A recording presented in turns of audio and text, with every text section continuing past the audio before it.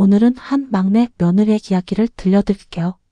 15년 동안 당연하게 여겨졌던 것들이 한 사건을 계기로 완전히 달라지는 이야기입니다. 그럼 오늘의 이야기 시작하겠습니다. 이게 무슨 꼴이야? 시어머니의 날카로운 목소리가 장례식장 복도에 울렸습니다. 수지는 고개를 들 수 없었어요. 검은 상복 치마에 커다란 얼룩이 져 있었거든요. 조문객들에게 대접할 음식을 나르다가 국그릇을 쏟은 겁니다. 시아버님 빈소인데 며느리가 이게 뭐야? 죄송합니다, 어머님. 수진의 목소리가 떨렸어요. 어젯밤부터 3시간도 못 잔 몸이 비틀거렸던 거예요. 그때 큰형님 혜진이 다가왔습니다. 하얀 블라우스에 검은 치마, 단정한 차림이었어요. 어머니, 제가 수진이 도와줄게요. 혜진이는 앉아 있어. 손님들 접대해야지. 막내가 알아서 할 거야. 수진은 입술을 깨물었습니다. 큰형님은 조문객인데 자신은 뒤질 처리. 15년째 변하지 않은 공식이었어요. 시아버지가 돌아가신 건 3일 전이었습니다. 갑작스러운 심근경색이었어요. 병원에 도착했을 땐 이미 늦었죠. 장례는 3일장으로 치르기로 했습니다. 수진의 남편 민수가 막내였지만 장례 준비의 대부분은 수진의 몫이 되었어요. 수진아, 너 부의금 장부 좀 써라. 장지 음식은 내가 알아봐. 문상객 식사 준비는 당연히 내가 할 거지? 큰형님 혜진은 영정 사진을 고르고 조화를 주문하고 조문객들과 인사를 나눴습니다. 단정하고 품이 있는 일들이었어요. 둘째 형님 미선은 아이들을 돌봐야 한다며 낮에만 잠깐 들렀다가 갔습니다. 수지는요? 수지는 부엌에 있었어요. 이모, 물 좀 주세요. 이모, 화장실이 어디예요? 수진 씨, 국 좀 더 주세요. 밤 11시가 넘도록 수지는 쉴 틈이 없었습니다. 조문객들이 끊이지 않았거든요. 민수는 형들과 함께 상주석에 앉아 있었어요. 검은 두루마기를 입고 절을 받았죠. 피곤해 보였지만 그래도 앉아는 있을 수 있었습니다. 수지는 서 있었어요. 부엌과 빈소를 오가며 수진아, 내일 아침 식사 준비해야지. 일찍 일어나야 돼. 시어머니의 말에 수지는 고개를 끄덕였습니다. 새벽 4시에 일어나야 한다는 뜻이었어요. 그날 밤 수지는 장례식장 바닥에 깔아놓은 이불에 누웠습니다. 민수는 옆에서 코를 골며 자고 있었어요. 천장을 바라봤어요. 형광등 불빛이 눈을 찔렀습니다. 나는 왜 항상 이 자리일까? 처음으로 그런 생각이 들었어요. 새벽 4시 알람이 울렸습니다. 수지는 몸을 일으켰어요. 온몸이 쑤셨습니다. 3시간 수면으로는 부족했거든요. 장례식장 구내식당으로 향했어요. 아침 식사 준비를 해야 했습니다. 60인분 준비하세요. 시어머니의 지시였어요. 친척들과 조문객들 식사였습니다. 수지는 앞치마를 두르고 부엌에 섰어요. 구내식당 직원들과 함께 밥을 짓고 국을 끓였습니다. 오전 8시쯤 혜진이 나타났어요. 수진아, 고생 많네. 나는 조문객 응대하러 가야 해서. 혜진은 단정한 한복 차림이었습니다. 화장도 했어요.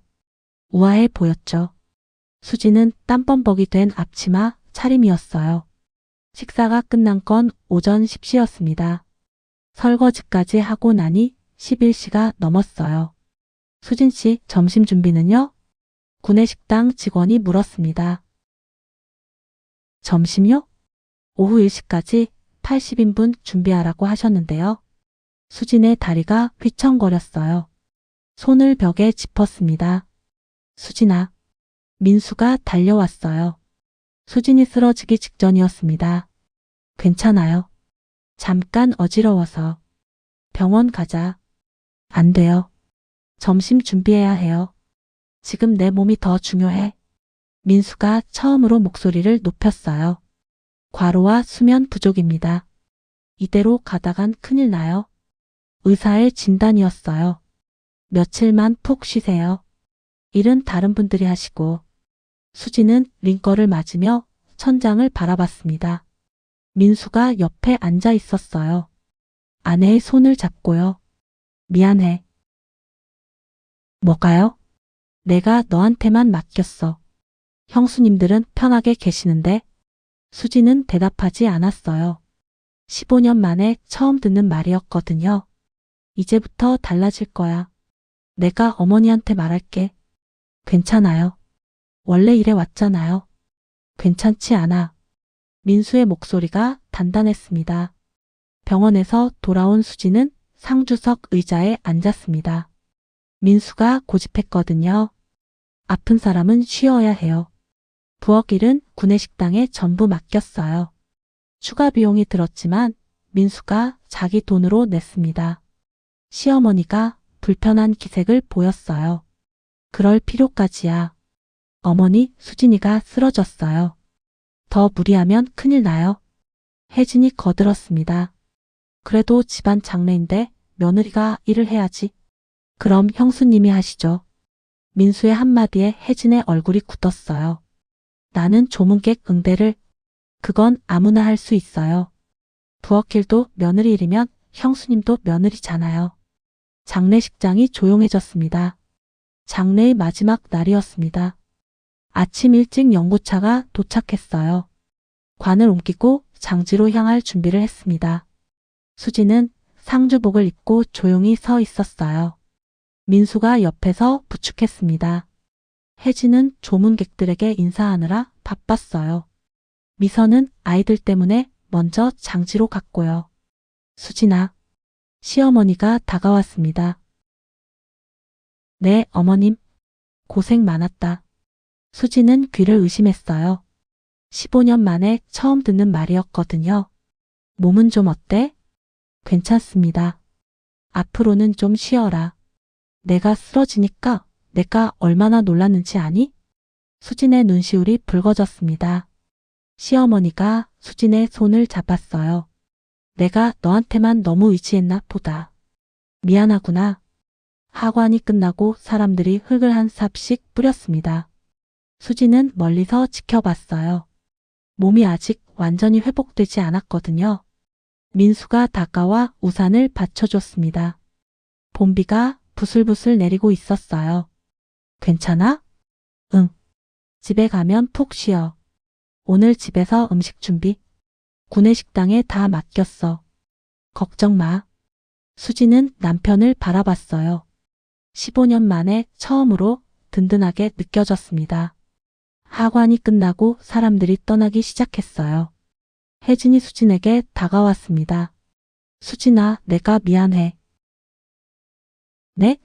나만 편한 일 하고 너만 힘든 일 시켰지. 그동안 고마웠어. 그리고 미안해. 혜진의 눈에 눈물이 맺혔어요.